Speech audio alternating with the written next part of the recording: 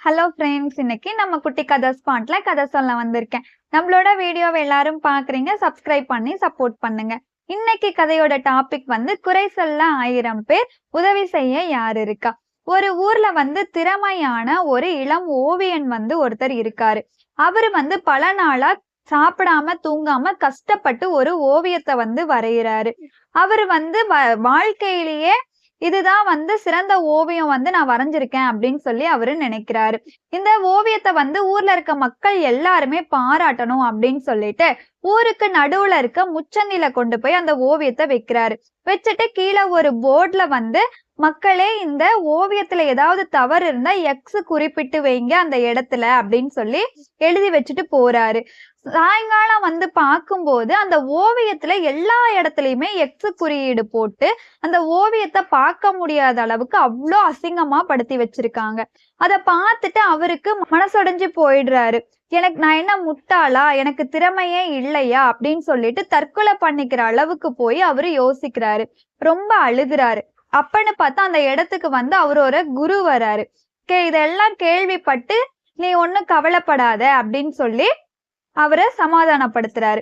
நான் உனக்கு ஒரு ஐடியா தரேன், நீ இதே மாதிரியே நாளைக்கு இன்னொரு ஓவியத்தை வரைஞ்சிட்டு கொண்டு இதே இடத்துல வை, ஆனா போர்ட்ல இருக்க வாக்கியத்தை மட்டும் மாத்தி எழுதி வை அப்படின்னு சொல்லி சொல்றாரு. இவரும் வீட்டுக்கு போய் கஷ்டப்பட்டு அந்த ஓவியத்தை வரைஞ்சிட்டு அடுத்த நாள் அதே இடத்துலயே அந்த ஓவியத்தை வைக்கிறாரு. இப்ப கீழே எழுதி வைக்கிறாரு, மக்களே, இந்த ஓவியத்துல ஏதாவது தவறு இருந்துச்சுன்னா நீங்க நான் பக்கத்திலேயே கலரும் பிரஷும் வச்சிருக்கேன், நீங்க அதை மாத்தி வைங்க அப்படின்னு சொல்லிட்டு போறாரு. சாயங்காலம் மறுபடியும் பார்க்கும்போது ஒரே ஆச்சரியம். அந்த ஓவியத்தை எப்படி வச்சுட்டு போனாரோ அது அதே இடத்துல அப்படியே எந்த ஒரு மார்க்கும் இல்லாம அப்படியே இருக்கு.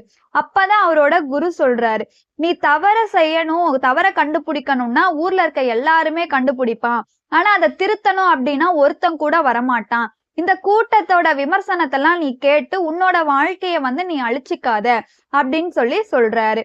மாரல் ஆஃப் த ஸ்டோரி என்னன்னா, இப்போ நம்ம கிட்ட ஒரு தப்பு இருக்குன்னா அதை மட்டும்தான் சொல்றதுக்கு வருவாங்களே தவிர அந்த தப்பை சரி பண்றதுக்கு யாருமே வரமாட்டாங்க. நம்மள நாம தான் பாத்துக்கணும், நம்மளோட திறமைய நாம தான் வளர்த்துக்கணும். அவன் சொல்றான் இவன் சொல்றான் அப்படின்றதுக்காக நம்ம மனசோடைஞ்செல்லாம் போயிடக்கூடாது. இந்த கதை எப்படி இருக்குன்னு சொல்லி எனக்கு கமெண்ட்ல சொல்லுங்க. பிடிச்சிருந்தா லைக் பண்ணுங்க, சப்ஸ்கிரைப் பண்ணுங்க, ஷேர் பண்ணுங்க. நாளைக்கு இன்னொரு கதையோட நம்ம குட்டி கதை ஸ்பாட்ல உங்க எல்லாரையும் பாக்குறேன். பாய், தேங்க்யூ.